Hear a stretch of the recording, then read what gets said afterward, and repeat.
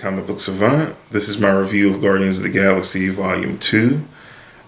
First off, I have to say I really enjoyed this movie.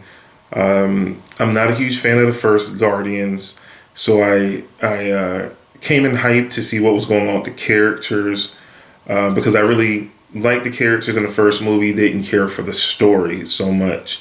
By far, I thought it was a solid movie when it comes to the Marvel Cinematic Universe. It wasn't by far my favorite, but I thought it was a solid, strong movie. So I had a lot of expectations personally going into Volume 2. And I have to say it was very fun, very refreshing film.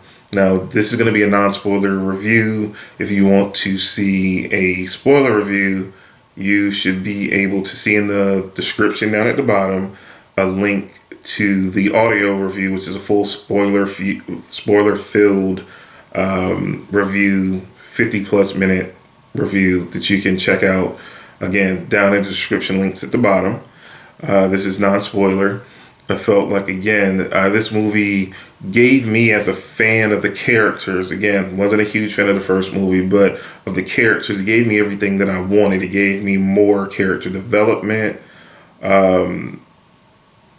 It unexpectedly gave me a lot of emotion that I wasn't expecting from a fun action movie, which for many personal reasons to me, which I discuss more in the spoiler review that I'm not going to waste your time here talking about, surprisingly hit me, close to home from my own personal experiences, which again, I didn't expect in any means to get from this movie. James Gunn, I heard his name before and I heard of Slither and other things, but my experience with him as a filmmaker has just come from these two Guardian movies. Again, I've heard about other things that he's written and other movies he's directed, but just him as a filmmaker and following his filmography, I only know him from these two movies. And I felt like he kicked it up a notch on the emotional side and the character development side in this movie. That just pulled me in and made it one of the funnest Marvel Cinematic Universe movies we've had to date.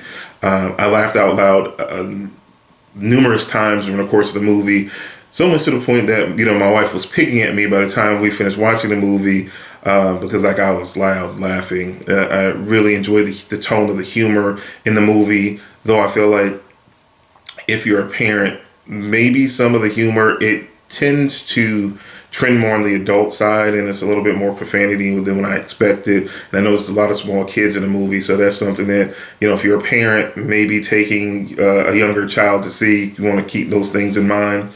I felt like there was really some great performances. I think the biggest performance that I feel like the person that stole the show is Michael Rooker as Yondu, really stole the show.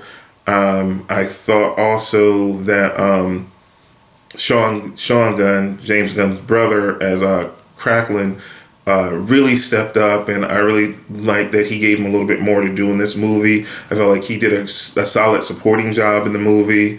Dave Bautista, I really felt like was hilarious as Drax. I kind of felt like he was... I'd like to see a little bit more balance with his character going forward. I felt like he was relegated to the comic relief role, and all the characters are inherently funny in how they interplay and play off of one another. So I didn't feel like he had to be relegated in that role, and I hope maybe in Volume 3 that he gets a little bit more balance to his character. Add a little bit of drama in there, because I feel like Bautista has shown that he has the charisma and the chops to give him a little bit more meat to show his versatility on both sides of the coin. So I'd definitely like to see him get a chance to display that more in the next movie. Like I said, the movie I think is strong. It's choppy at parts, but it's no more choppier than the story and the flow of the first movie. Is very familiar as far as how the beats hit throughout. I feel like the ending in this movie is a lot stronger than what the ending was in the first movie. But top to bottom, I think it's a fun time, good movie going experience. I look forward for Volume 3 to see where they're going to go next, where Gunn has already announced he is writing and directing the third movie. We don't necessarily know in the slate when that will come yet. We do know that the Guardians will be showing up in Avengers Infinity War, at least, so that will be the next time we see them before Volume 3. I'm not going to get into the end credits spoiler stuff. I will do another video because in my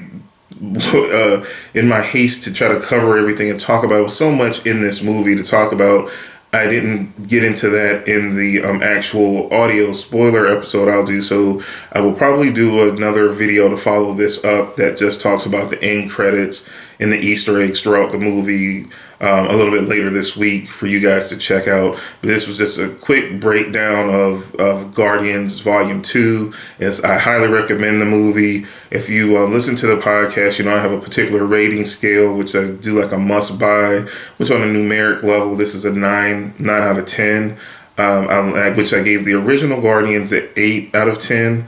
I feel like with the further development of the character development is a lot better. The humor to me is a lot funnier than the first movie, and just more balanced. It drew me in a lot more, and again, it has a lot to play with the emotional side and some of the overarching themes that James Gunn covers in this movie.